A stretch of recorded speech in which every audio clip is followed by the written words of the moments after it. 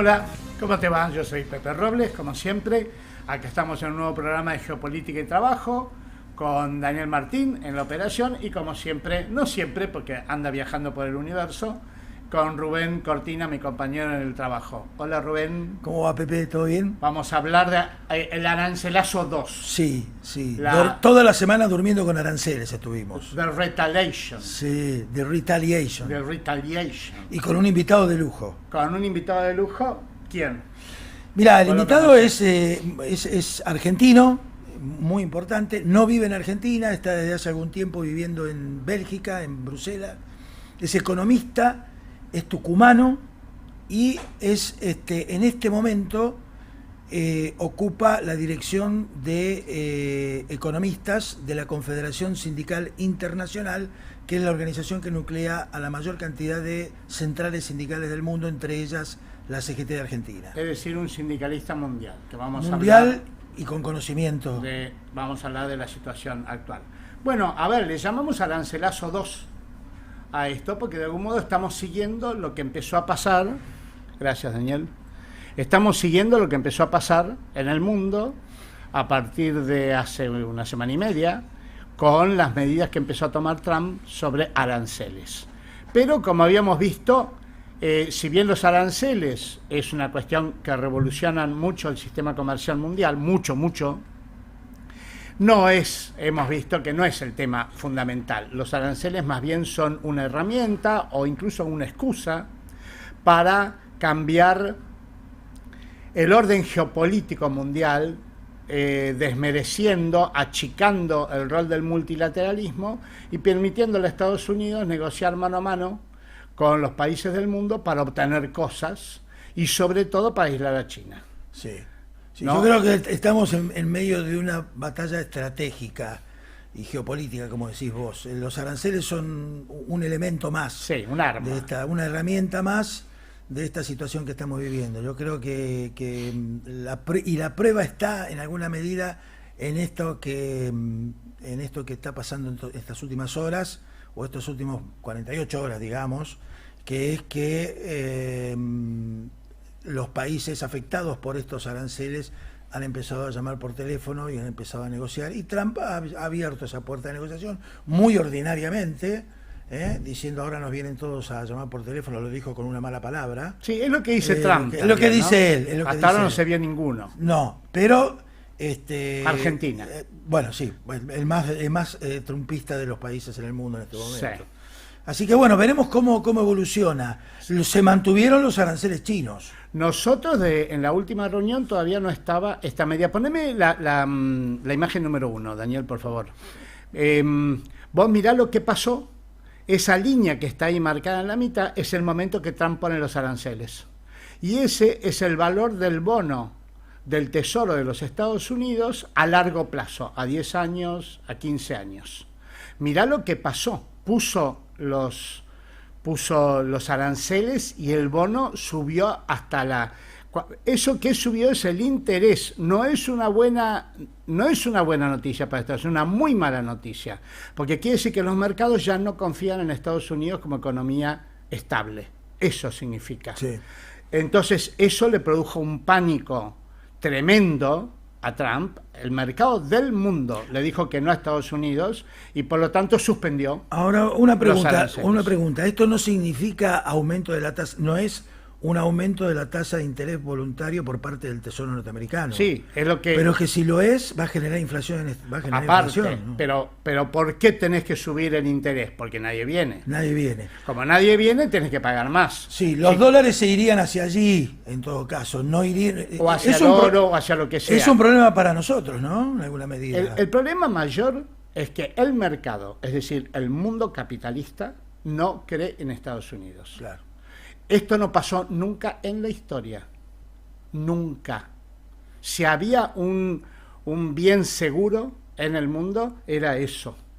Y esto, lo que pasó es que las medidas de Trump volvieron a Estados Unidos no confiable. Claro. Eso, como dicen muchos expertos en capitalismo, la confianza es el valor fundamental del capitalismo. Básico. Por lo tanto, que Estados Unidos haya perdido la confianza del capitalismo es una novedad fenomenal. Tanto, es muy gracioso, este es un artículo de la BBC que cuenta muy graciosamente ese día de Trump. A la mañana aparece Trump y dice, quédense tranquilos, sí, está todo bien. 3 momentos de Trump son. Sí, lo vi. Quédense tranquilos, está todo bien, este es un buen momento para comprar.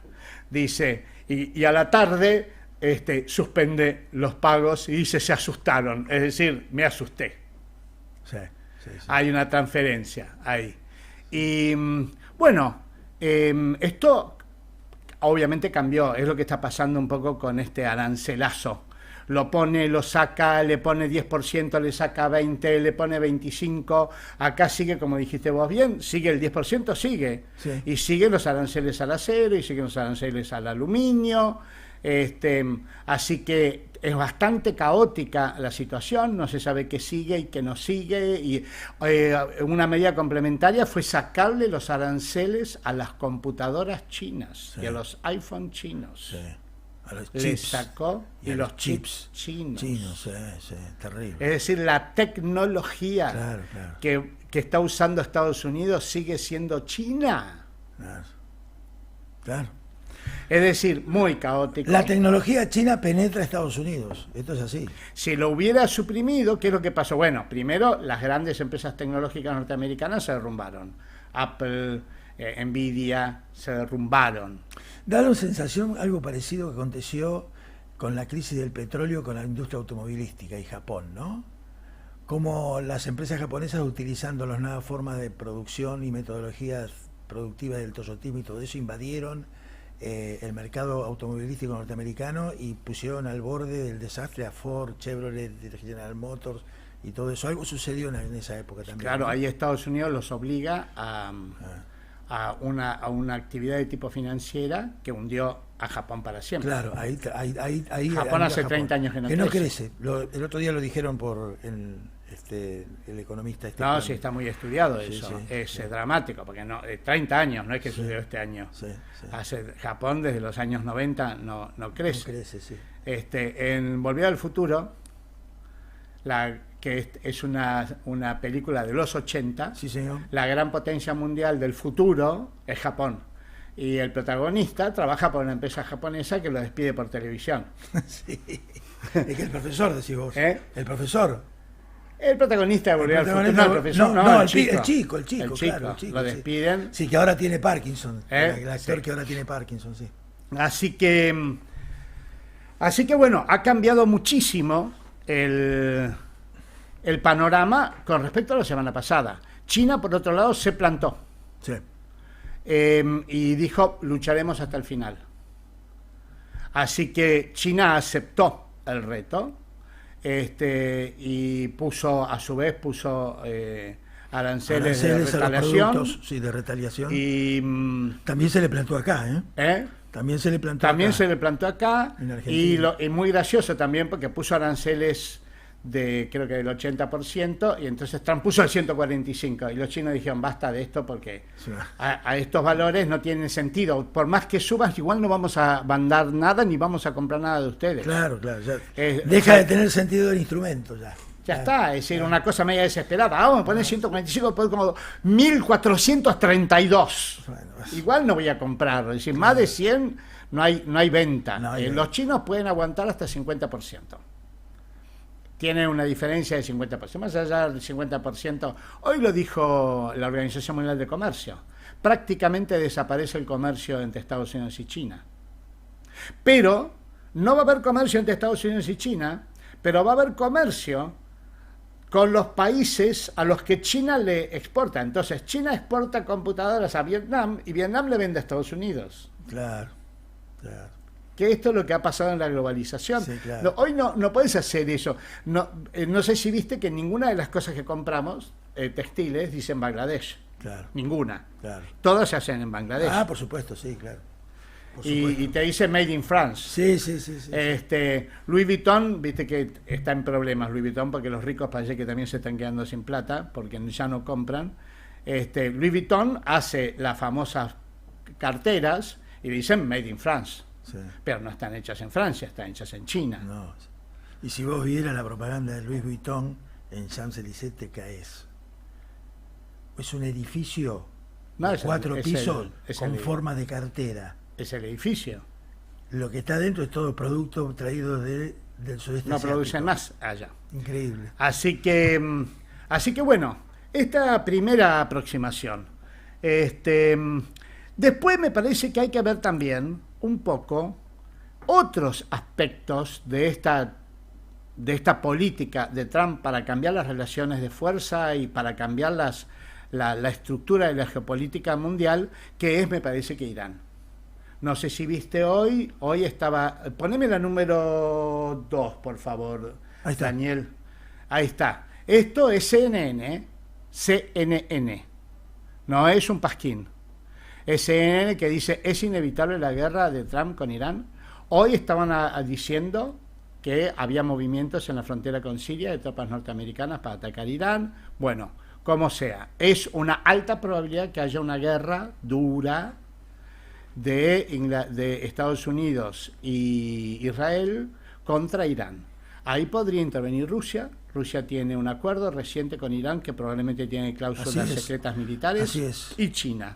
Cuidado con Irán, que tiene armas nucleares, ¿eh? No tiene armas nucleares. O tiene ojivas. Y no pero tiene ojivas que le pueden pegar a las centrales nucleares de Israel. Sí, tiene ojivas, no tiene lanzaderas, creo. Lo Tiene... mismo que Corea del Norte. Corea del Norte tiene ojivas y no tiene Corea del Norte tiene armas nucleares. Irán no tiene armas nucleares, pero tiene misiles hipersónicos que le pueden pegar a las usinas nucleares de Israel. Claro. Y si las usinas nucleares de Israel estallan, desaparece Israel. Sí, claro. Entonces es una situación muy peligrosa, realmente peligrosa, pero el sábado pasado hubo las primeras conversaciones entre Estados Unidos e Irán en años. Sí. Ahí los iraníes le dijeron a los norteamericanos, también la anécdota es muy linda, los iraníes dijeron, pero no hagamos la negociación en persona, iraníes y norteamericanos, usemos un mediador, usted está en una habitación, nosotros estamos en otra habitación, y el mediador, que es de Omán, va trayendo los mensajes. Y de ese modo nos vamos a llevar mejor. Los yanquis no querían, los yanquis, no, en directo. Finalmente se impusieron los iraníes y dice que fue excelente la reunión el sábado pasado. Excelente, los mismos norteamericanos dijeron que era excelente. Sí, también. Mirá vos. Que estuvo bien, Trump dijo en el avión, dijo no, fueron muy buenas, pero hay que ver los resultados, dicen, todavía hay que ver. Pero me hace gracia esta diplomacia oriental, tan distinta claro, de la brutalidad occidental, sí, ¿no? Absolutamente. Es decir, ¿por qué no te reunís cara a cara? Y no te reunís cara a cara para no insultarte, Claro. para no provocarte, porque al final vas a terminar provocando una guerra, no por intereses, sino por un mal manejo del trato. Antidiplomático. Antidiplomático. Totalmente antidiplomático. Así que fue muy buena la reunión en Omán. Ahora hay una segunda tanda de reuniones. Los sábados aparentemente se están reuniendo. El objetivo norteamericano es que Irán no fabrique la bomba atómica. Y el objetivo de Irán es que no le obliguen a suspender el plan atómico. Está de acuerdo con no fabricar la bomba atómica. Y así que aparentemente hay una base de acuerdo, pero hay que ver los detalles.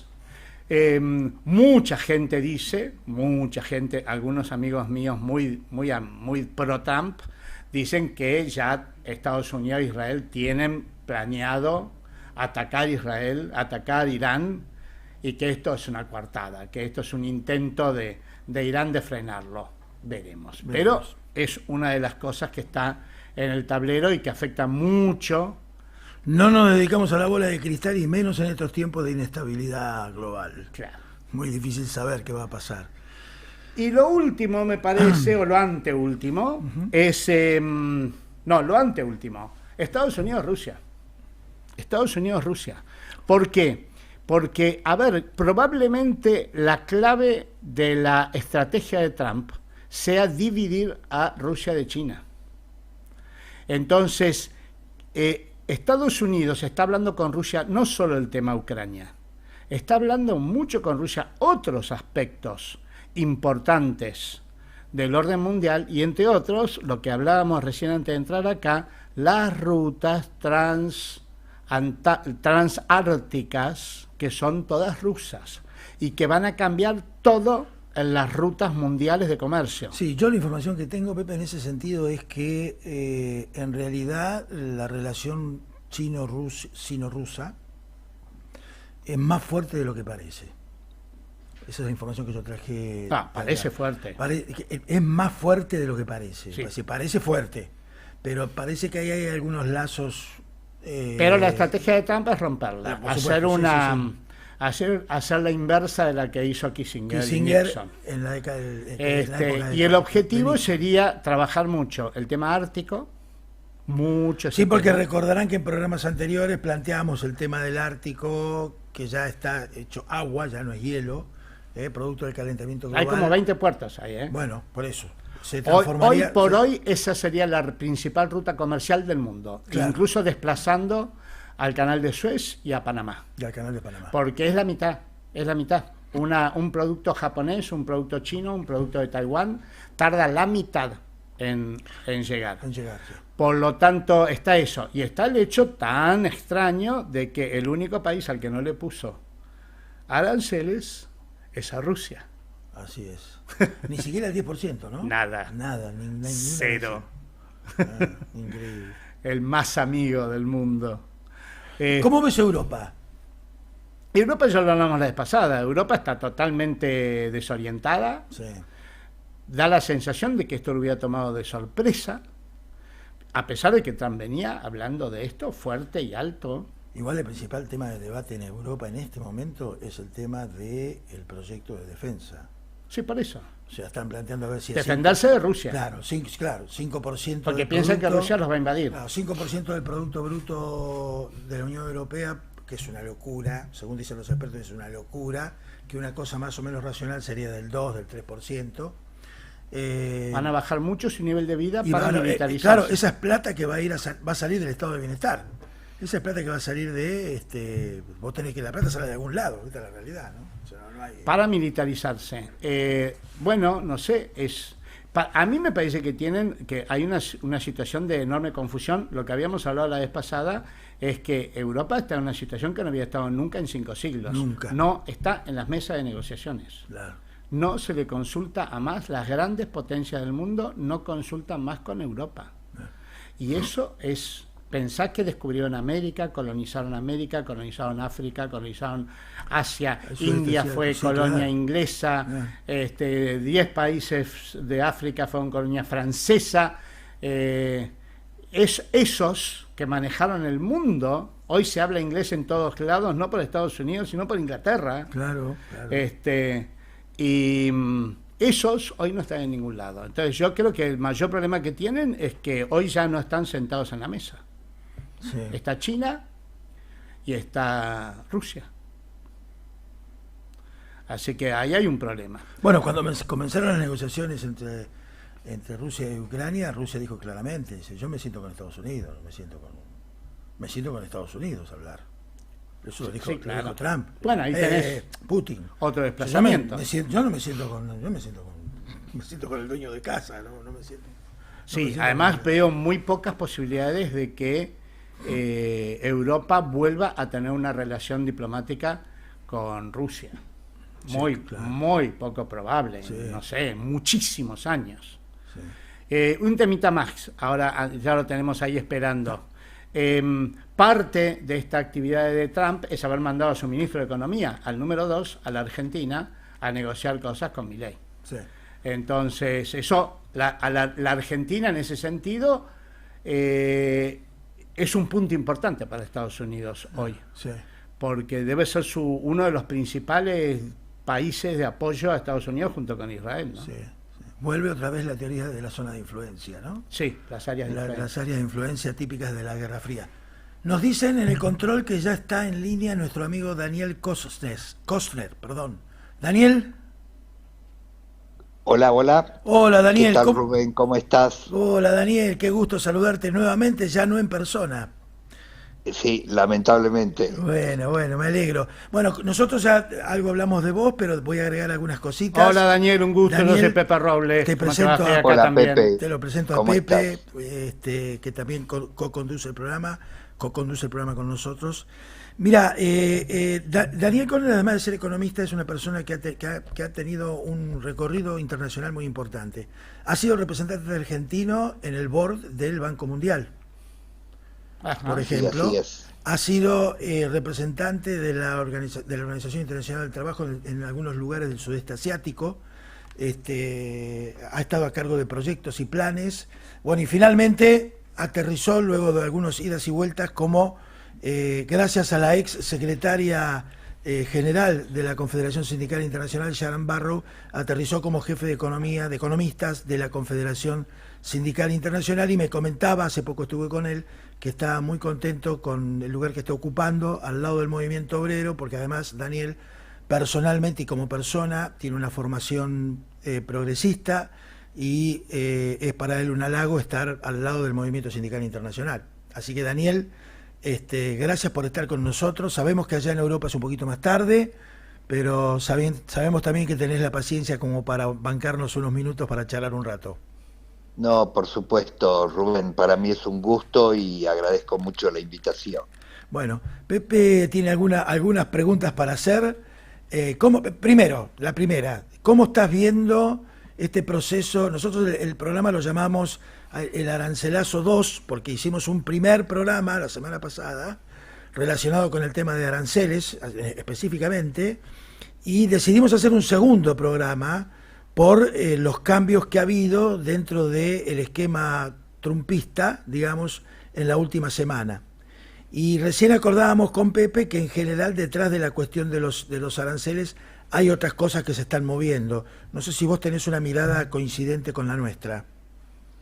Sí, y creo que van a tener que preparar el programa Aranceles 3 y Aranceles 4, porque yo Totalmente. creo que esta es una historia que se está escribiendo y comienzan a surgir las reacciones. A mí me parece, para decirlo un poco burdamente, que Trump y su equipo de adláteres, porque la verdad que muchos asesores económicos no tienen. Su primer gestión sí había gente de más peso, pero ahora está rodeado básicamente de ricos, lo cual tener habilidad para ganar plata no significa que se sepa de economía, se sabe del negocio que se encara o de pero no de una concepción más general, ¿no?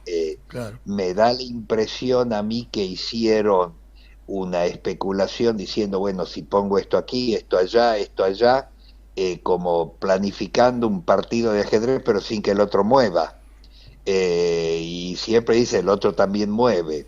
Entonces yo creo que no se esperaron, por un lado, alguna de las reacciones de los países, en particular la de China, en menor medida la Unión Europea, pero además tampoco se esperaron las reacciones de algunas empresas norteamericanas que comienzan ya a manifestar su disconformidad y sus dudas sobre el tema, a pesar que en algún momento pueden haberlo apoyado a Trump, ¿cierto?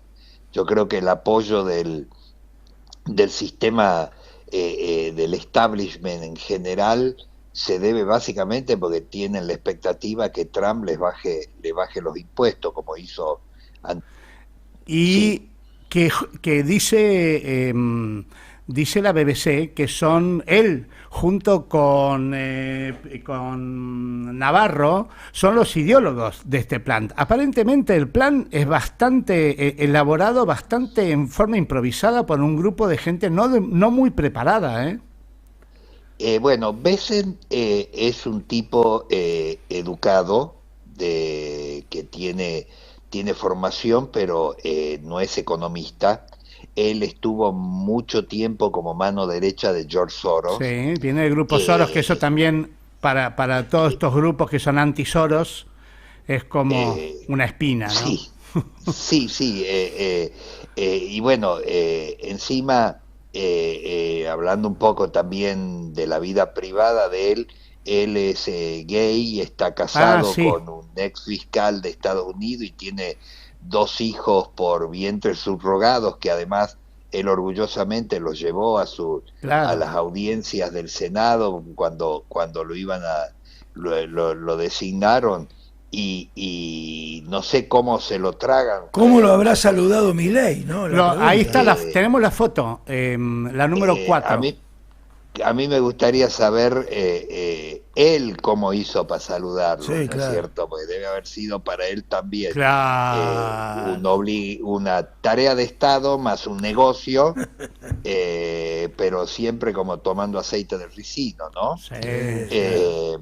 Pero bueno, al margen de eso, que eso no deja de ser anecdótico y para la chismografía de la tribuna, eh, estos dos señores, los que en alguna medida definieron el plan, utilizaron una fórmula para decidir sí, cuál eran las tarifas, que sí. si a mí en la Facultad de Ciencias Económicas venía un alumno y me decía de que esto era una forma para definir el desbalance comercial, yo probablemente lo hubiese mandado a estudiar de vuelta. Sí, sí, sí, sí, una cosa Eh, increíble. una cosa realmente absurda, sin tomar en cuenta otras Caprichosa, cosas. sí. Sí, es Exactamente. una teoría, era una especie de balance entre lo que el país en cuestión importa y exporta de Estados Unidos. Una Dividido por cosa la así. Eh, mitad. Dividido, sí, dividido por la mitad, una cosa era más rara era que... era lo que el país, lo que era el balance comercial dividido en las exportaciones a Estados Unidos. O sea, lo que querían decir era que el saldo entre exportaciones y exportaciones tenían que relacionarlo con lo que ese país exportaba a Estados Claro. Unidos, lo cual es una cosa hasta tautológica. Ellos decían que sacaron una parte de la fórmula de un trabajo que hizo Alberto Cavallo, el hijo de Cavallo, que Ah, vive allá en Estados Unidos y trabaja mucho con el fondo, con Gita Gopinath, que es la Sí, segunda del fondo. sí. Y de ahí sacaron una especie de elasticidad de las exportaciones. No vamos a aburrir la audiencia acá con cosas técnicas, pero lo que sí es claro es que no tiene ninguna relación.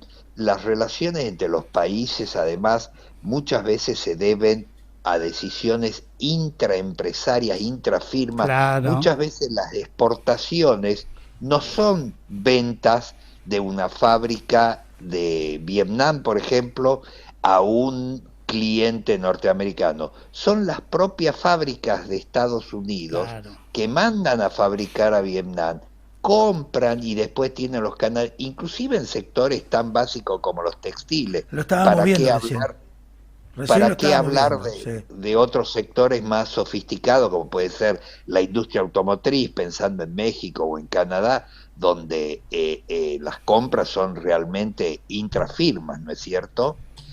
Y el otro tema que me parece que no calcularon esta gente es que, bueno, supongamos, bueno, ellos se olvidaron de evaluar lo que es la cuenta de Sí, servicios. O sea, ven solo los bienes, no los sí. servicios. Y Claro. Estados Unidos tiene una cuenta superavitaria de servicios muy importante por aerolíneas, seguros, servicios financieros, consultoría. Uno de los grandes vendedores de servicios de Estados Unidos es Amazon Web Service, que es el servicio este de nube y Sí. generación de la web, pero también lo es Google, lo es Apple. Inclusive en Apple esta venta de servicios le sirve para evadir impuestos en Estados Unidos, porque le transfieren la investigación, desarrollo, las patentes, se las transfirieron a Apple Irlanda Sí, y a Apple Holanda. Entonces ahí tienen una evasión, no es evasión, sino elusión, por decirlo de un modo más elegante, impositiva muy importante, y eso obviamente para estos tipos no cuenta. ¿Cuál es la lógica detrás? Me parece que es lo que tendríamos que reflexionar para salir un poco de lo anecdótico. Yo creo que en el fondo tienen el comportamiento lo mismo que tiene el presidente argentino, y en alguna medida también hay otros ejemplares como Bukele, Orban, todos estos representantes de esta pseudo nueva derecha, porque de nuevo lo que tienen es que aparecieron después de 80 años. Me da la impresión que es esta cosa de ser como provocadores para atraer todo el debate y la discusión a estos temas que si bien son importantes, no hacen al fondo de lo que está pasando, ¿no? Sí, nosotros hablábamos con Pepe hace programas atrás y ahora sobre lo que subyace abajo de toda esta cuestión de la guerra comercial, que tiene que ver con una suerte de estrategia de Estados Unidos, que también en alguna medida nos da la sensación de que hay como una suerte de reconocimiento tácito, e incluso por algunas declaraciones de Marco Rubio expreso, en el sentido de que el hegemón norteamericano está debilitado en el actual esquema geopolítico mundial. Es decir, es como que hay una situación de más multicentralidad, con la aparición de otros bloques, de otras regiones, y digo la aparente contradicción porque Marco Rubio hizo declaraciones hace poco tiempo planteando la cuestión precisamente de que, mire, presidente, Estados Unidos ya no está solo para comandar el mundo. El mismo Marco Rubio dijo esto a la prensa. Quiere decir que esto se ha discutido. Sí, dijo mundo multipolar. Habló de mundo multipolar. ¿Cómo la ves? ¿Qué opinas de esto? Bueno, yo creo que lo de multipolar todavía está por verse. Creo que sí resucitó un mundo bipolar, ¿no es cierto? El eje asiático, básicamente centrado en China, y Estados Unidos, el imperio declinante, por decirlo. Todavía falta, o sea, yo no veo, por ejemplo, en este momento en Europa un liderazgo como para erigirse en una tercera posición, perdonando utilizar un término que significaba otra cosa. No lo veo todavía Europa en condiciones de hacerlo. No lo veo a Brasil en este contexto con la fuerza como para intentar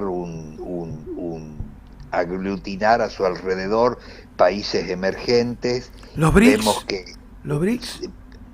Bueno, es que los BRICS en realidad es China más otros acompañantes por ahora, ¿no?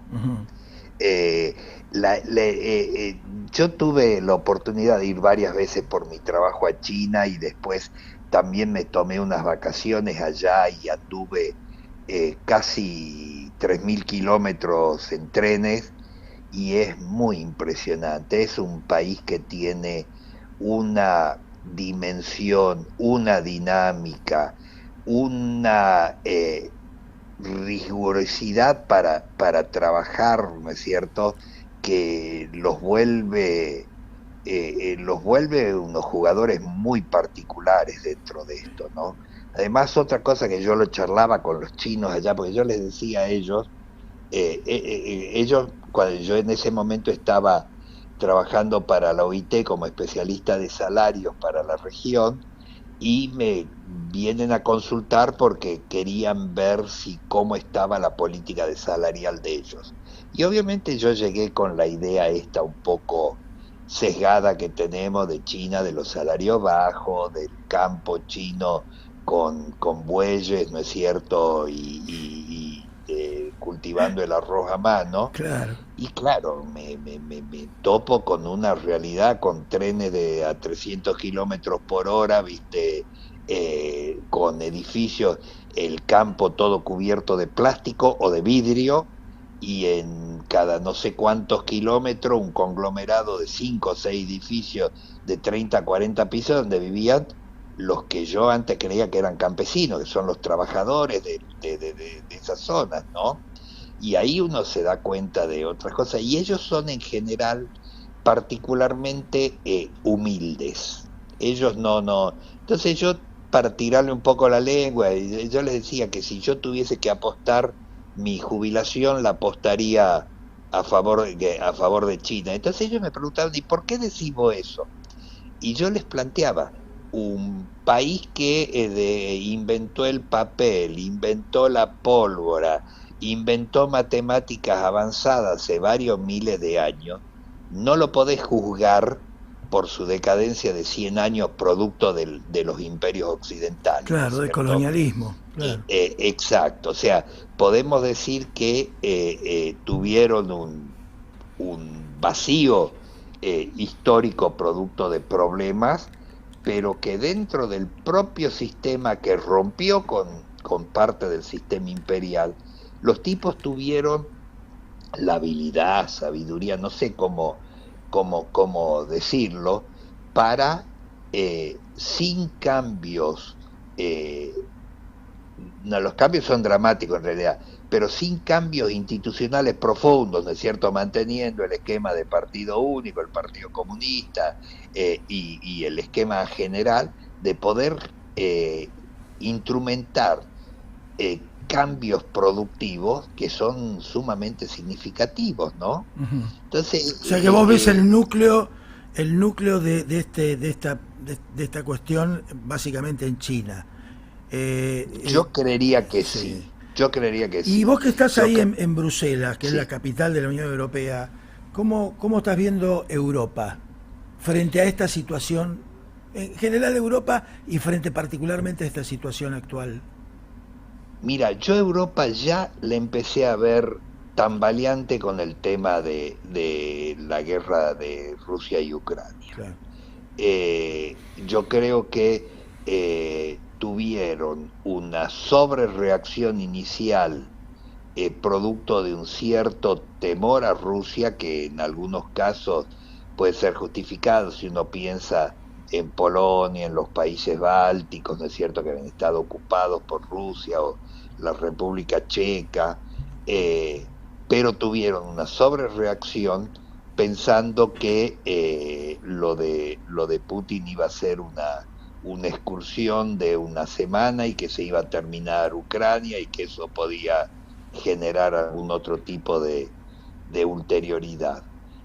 Me da la impresión que la falta de liderazgo en Europa, me da la impresión que con Merkel, mirá que no estamos hablando mucho más atrás, que Merkel hubiese tenido un liderazgo en esta situación que hoy no lo hay, ni en Alemania, ni en Francia, no hay dirigentes europeos que puedan llegar a pararse y tratar de conducir este proceso. Y encima hay también un avance de la ultraderecha acá, no solo Meloni en Italia o el sector más conservador del Partido Conservador inglés, sino también tenés ejemplares muy de derecha en Suecia, en Finlandia, en Dinamarca, con algunas propuestas, inclusive algunas hasta antieuropeístas, ¿no? Los nórdicos, básicamente. Sí. Los nórdicos, sí.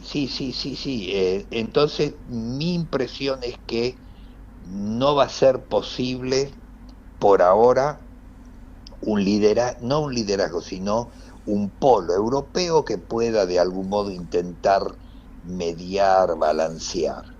Y en ese sentido, los otros días yo decía, Occidente en general, pero Estados Unidos en particular, son como los corredores de 100 metros llanos, sprinter, quieren correr en 10 segundos, ¿viste? Ganar la carrera en 10 segundos.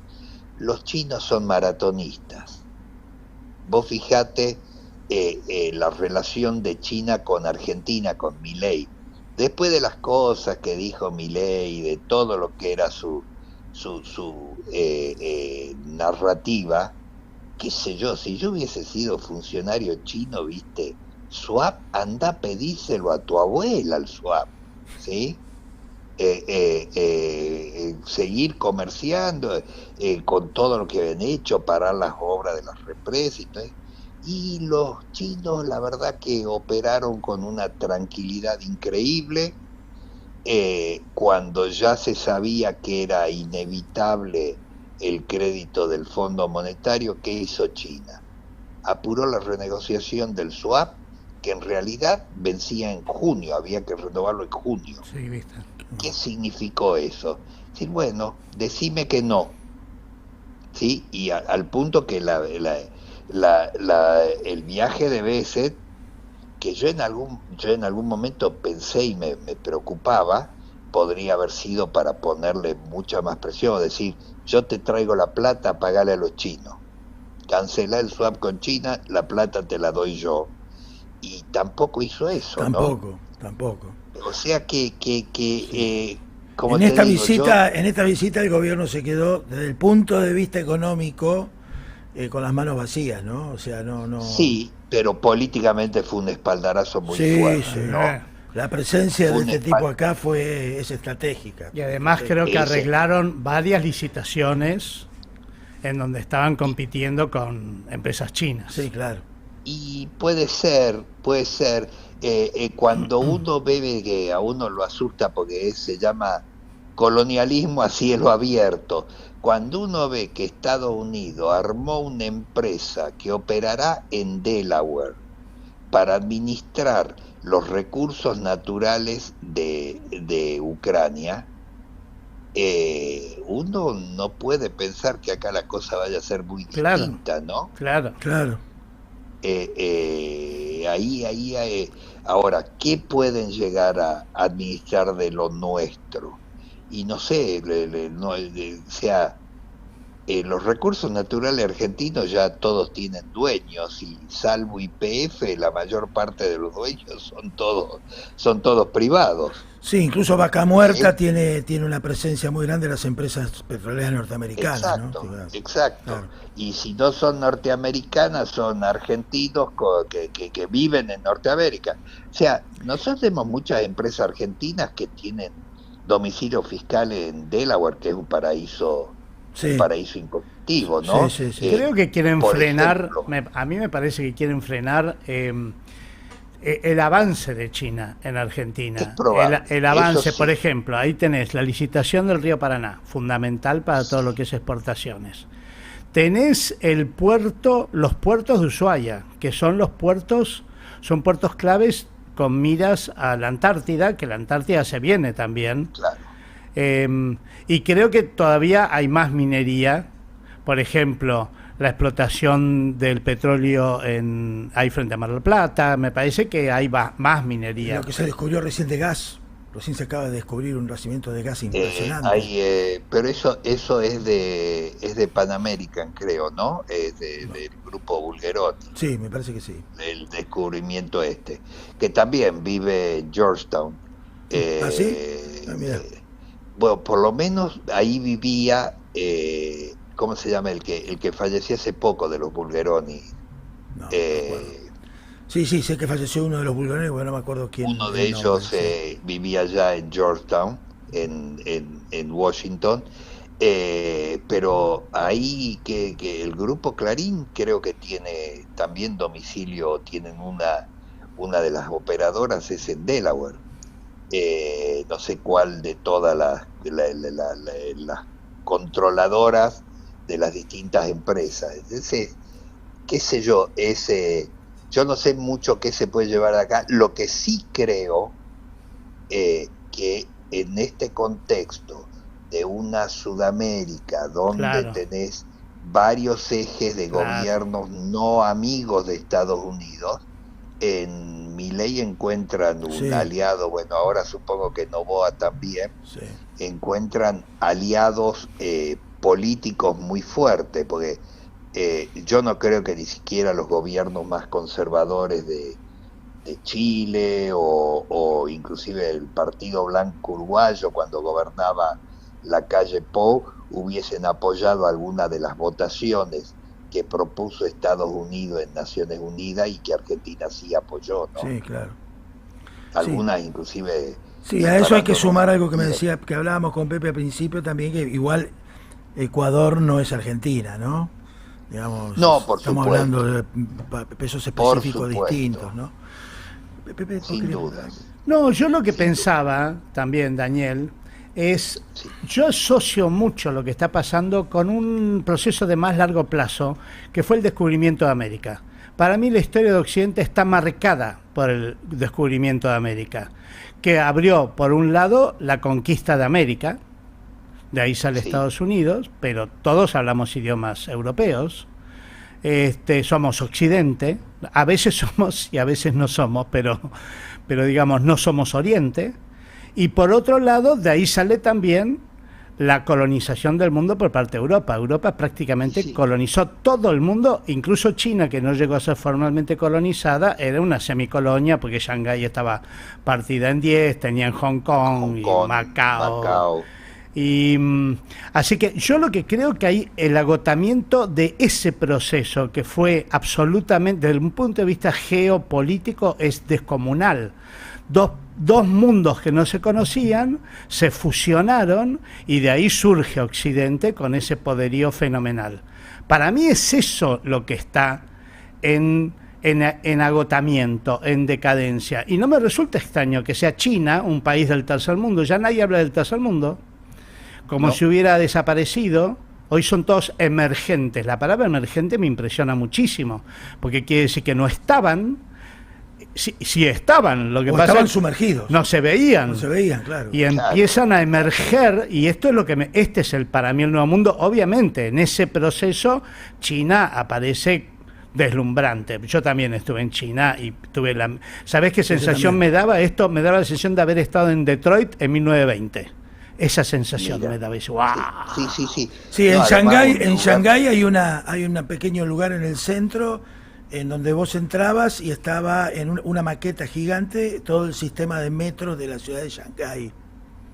Entonces yo no me acuerdo cuando yo fui, pero había 10 líneas de metro y vos apretabas un botón y te parecían las 20 líneas que estaban construyendo que se iban a claro. terminar tal fecha, tal año, tal día. Una cosa... Eh, Pero a mí me parece que el China, proceso central China no es China, construye, sino China, ese entorno de descolonización, ¿no? El mundo se descolonizó hace 50, 60 años. es cierto, bueno, el proceso termina inclusive con la caída del salazarismo en Portugal, año 74. Bueno, Claro, mirá, Esa fue la última, claro, sí, fue las últimas colonias, Timor Oriental, Mozambique, Angola y claro, Guinea. mirá. Hace Eh, muy poco eh, en términos históricos, claro, ¿no? De claro, algo que hace fue nada, fenomenal. Pensemos que es como, a ver, una parte del mundo, una civilización descubre un planeta lleno de riquezas. claro, Eso, el claro. impacto fue fenomenal. claro. No, y yo vos es que recomiendo ver el informe sobre que hace todos los años Oxfam Sí, Sí, claro, para el claro. foro de excelente. Davos. El informe de este año recupera el concepto del colonialismo, Ah, diciendo que gran parte de la estructura de desigualdad, la estructura impositiva que tiene el mundo hoy, sigue siendo una herencia del sí, colonialismo. claro. Porque esas cosas no pueden Después de muchos desaparecer. años que esto no se hablaba. No, no, yo creo que tenés razón con esa caracterización ahora. Eh, lo que vos planteabas recién es que lo que se denomina el gran occidente, por decirlo de algún modo, del siglo Sí, XX, es producto de Europa y la colonización, porque además la colonia le da recursos, le da claro. una cantidad de poderío a Europa que después es transferido una parte importante a Estados Unidos, ¿no es cierto?, para reconfigurar el espacio global. ¿Qué pasará en este contexto? ¿Cómo será? O sea, yo cuando hablo yo digo de que en el capitalismo contemporáneo, hablemos del capitalismo del siglo XX, de la segunda mitad del siglo XX, hay solo dos experiencias de desarrollo que son autónomas, autosostenidas y que son impresionantes. Una es Corea del Sur, que si bien contaba con con la protección de los Estados Unidos, ¿no es cierto?, por su valor geopolítico, no cabe dudas que Corea del Sur desarrolló su propia clase capitalista, los chabolas, con generación tecnológica, que lo llevó de ser un país campesino viviendo casi en la miseria a lo que son ahora, ¿no es cierto? Y el otro es China. Uh-huh. ¿Cuál es la característica que tiene China de alguna medida? Siendo un país tan grande, tan diverso. China, yo no sé cuántos idiomas tiene, cuántos grupos étnicos, y cualquier número como que 200 idiomas. Sí. Un país tan grande, tan diverso, haber hecho lo que han hecho, es sacar cientos de millones de personas de la pobreza, es realmente una cosa impresionante, ¿no? Sí, es un fenómeno. Es que si uno lo ve en estos términos así de muy largo plazo, ¿no? Remontando a Occidente a ese, para mí, el hecho más importante de la historia de la humanidad, que fue el descubrimiento de América. Mal llamado descubrimiento, obviamente, porque había personas acá. Ya estaban descubiertos. Claro. Viste que hay una canción de Lelutier que dice, nos descubrieron, por fin nos descubrieron. Sí. Pero bueno, le llaman descubrimiento. Yo creo que ese fenómeno está íntimamente asociado no solo al surgimiento del capitalismo, sino a la definición de capitalismo. ¿Qué cornos es el capitalismo? Hay que leer Adam Smith, porque Adam Smith le dedica muchísimo a China. Y dice que el modelo, a China y a Oriente en general, pero mucho a China, que era el gran modelo económico de la época. Y dice que hay dos modelos, un modelo natural, que es el chino, que empieza desde lo local y se va extendiendo a poco desde la base, y un modelo que es el inglés, que empieza en el comercio exterior y en las exportaciones. Y él le recomienda a Inglaterra abandonar ese modelo y utilizar el modelo chino. Entonces, ahí hay un tema, me parece, que es de la redefinición de lo que significa capitalismo. Le llamamos capitalismo a lo que hizo Occidente, pero ¿eso es el capitalismo solamente? No, ahí lo que vos estás diciendo, citando a Adam Smith, esto del desarrollo de lo local que se va expandiendo, es bien interesante, porque yo los otros días lo escuchaba a Tim Cook, el de Apple, sí, diciendo que China no es solo, dice, de salarios, el que ve salarios, claro, ve solo una parte. Pero yo me acuerdo cuando yo hice mi maestría, que todavía no se había caído el muro de Berlín, se cayó mientras yo hacía la maestría. Me recuerdo un profesor especialista en China que había vivido, hablaba mandarín, que decía de que China se caracterizaba por la especialización regional de las cosas. Entonces, ¿cuál era la especialización? Mao Zedong intentó hacer, con su gran paso adelante... Tenemos un minuto más, Daniel. El desarrollo de las industrias locales. Y hoy esa economía de aglomeración que se da en industrias locales es lo que está produciendo los mayores avances, porque tenés una concentración de materia gris y de fuerza de trabajo que permite cosas que el modelo disperso no lo hubiese permitido. Bueno, Dani, llegamos al final del programa. Como todo programa tiene su final. Muchísimas por el tiempo. Te agradecemos enormemente, y nos quedaron preguntas colgadas que seguramente las vamos a poder evacuar con sus respectivas respuestas en otros programas. Nuestro agradecimiento a nuestro amigo en el control, y un especial agradecimiento a Estefanía Domínico, que está aquí con nosotros, que nos está filmando para hacer un video del programa. Daniel, un gran abrazo, espero estés bien con tu familia allá, y estamos en contacto permanente. Dale. Y seguimos en contacto. Sí, muchas señor. Gracias. Y nosotros seguimos invitado también el miércoles que viene. Chau, así es. Pepe. Chao, Daniel.